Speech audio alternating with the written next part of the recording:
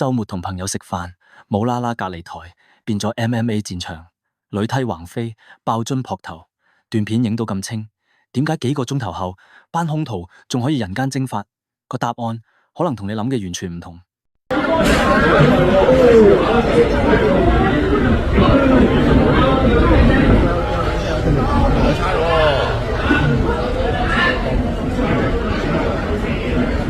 打佢啦冇啊！打佢啦冇！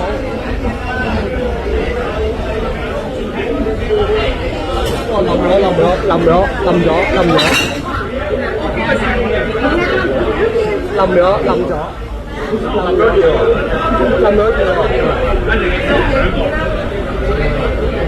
有時候冧咗，爆咗樽喎，打咗佢頭度。好，即刻入正題。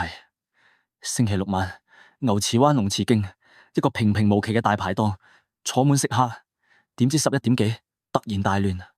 網上條片呢，啱啱見到成班麻甩佬圍住個白衫阿叔，先係推撞，跟住有人攞起張鋁梯就揮，哇！你估拍戲咩？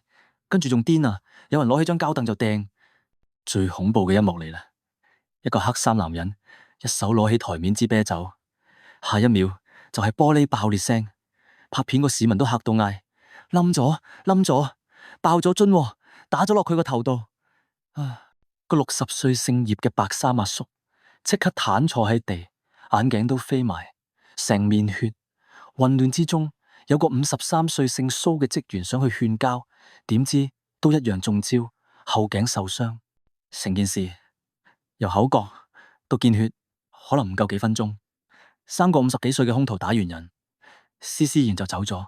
救護車嚟到，將兩個傷者送去聯合醫院。警方到場，將案件列做襲擊致造成身體傷害。重點係暫時未有人被捕。好，情報講完，而家又分析。最多人問嘅問題係有片有樣，點解仲拉唔到人？大家唔好將件事諗得太簡單。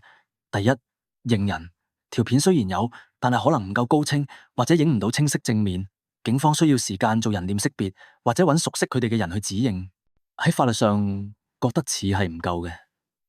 第二，證據鏈，單靠一條片，辯方律師可以有好多嘢拗，例如係咪自衛，係咪有人挑釁在先呢？所以警方唔單止要拉人，仲要揾齊其他證據，例如在場證人嘅口供，去砌翻一個完整嘅故事，確保告得入。你估普通市民驚唔驚做完證之後俾人尋仇？呢個就係難處。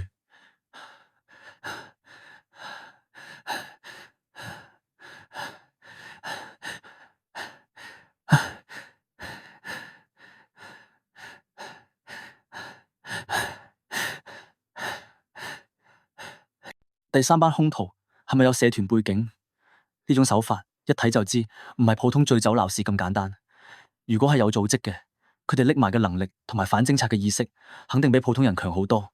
呢件事最心寒嘅係咩？係佢破壞咗香港人嘅安全感。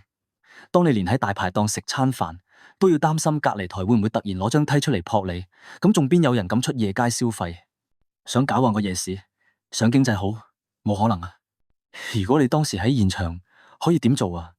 記住，你唔係葉問，第一時間保護自己同家人，拉開距離。第二，安全嘅話，即刻打999。第三，如果環境許可，用手機遠距離錄影，唔好行太近，唔好俾人發現。呢段片就係最關鍵嘅破案線索。情報分析完畢，將呢條片 share 俾你關心嘅人，確保佢哋出街食飯都識得一眼關七。最後留低一個思考題：如果拉到人，但係法庭最後因為證據問題輕判，你接唔接受？留言講低你嘅睇法。